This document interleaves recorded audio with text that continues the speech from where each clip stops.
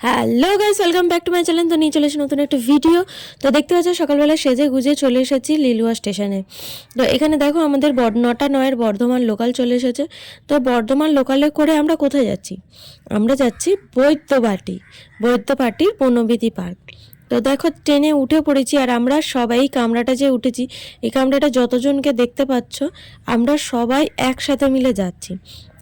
আর তোমাদেরকে আমি এই ভিডিওটাতে জানাবো যে বনবিথি পার্ক কী করে যেতে হয় আর কত টাকা খরচা পড়ে, বনবিথি পার্কটা পুরোটা ঘুরিয়ে দেখাবো।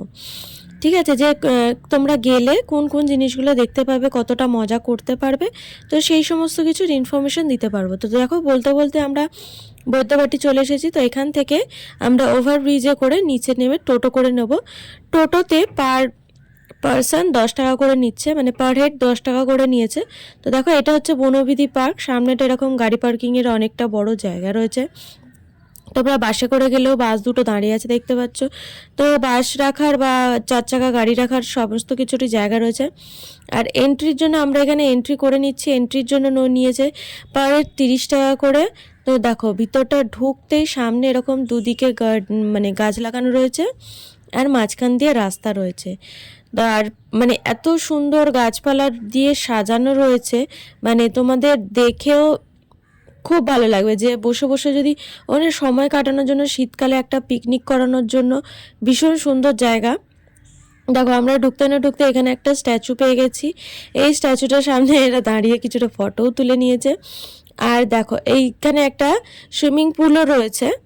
সুইমিং পুলটা এখন যদিও নষ্ট হয়ে গেছে, তার সামনে বুদ্ধ মূর্তি রয়েছে, তো সেটা আমি তোমাদেরকে দেখিয়ে দেবো। আর বোটিং করারও জায়গা রয়েছে। বোটিং করার জন্য বোটিং ভাড়া যেটা রয়েছে সেটা আছে 30 টাকা করে, সেটাও আমি দেখিয়ে দেবো। তো দেখো এখানে রান্না করার জন্য কিছুটা জায়গা ফাঁকা রয়েছে, যদি এখানে কেউ রান্না করতে যায় এখানেও রান্না করতে পারে। যদি কেউ ক্যাটারিং নিয়ে যেতে পারে, মানে হাঁড়ি কড়া নিয়ে গিয়ে রান্না করতে চাইলে রান্না করতে পারে। আর সুইমিং পুলের বুদ্ধ মূর্তিটা তোমাদেরকে দেখিয়ে দিয়েছি। ওখানে যদিও এখন চান করা যায় না, বন্ধ করা রয়েছে। আর দেখো বিভিন্ন রকম অ্যাক্টিভিটির জন্য এখানে কত রকম রাইড রয়েছে। দেখো বসে বিশ্রাম নেওয়ার জন্য একটা জায়গা রয়েছে, যে ছাওয়াতে বসে বিশ্রাম নেবে বা খাবে। কেউ যদি স্কুলের স্টুডেন্টদেরকে যদি নিয়ে আসে, সেখানে যদি কিছু বোঝানোর জন্য হয় তো সেখানেও জায়গা রয়েছে। একটা ছোট্ট কুটির টাইপের করা রয়েছে। তো দেখো আমরাও কিছুটা অ্যাক্টিভিটি করে নিচ্ছি। দোলনা রয়েছে, বাচ্চাদের স্লিপ খাওয়ার মতো জায়গা রয়েছে, অনেক কিছু অ্যাক্টিভিটি রয়েছে। তো সেগুলো করতে করতে দেখলাম কফি হয়ে গেছে, তো আমিও একটু কফিতে চুমুক দিয়ে নিলাম। তারপরেই দেখো আমরা এখানে বসে একটু গোল মিটিং বসিয়েছি।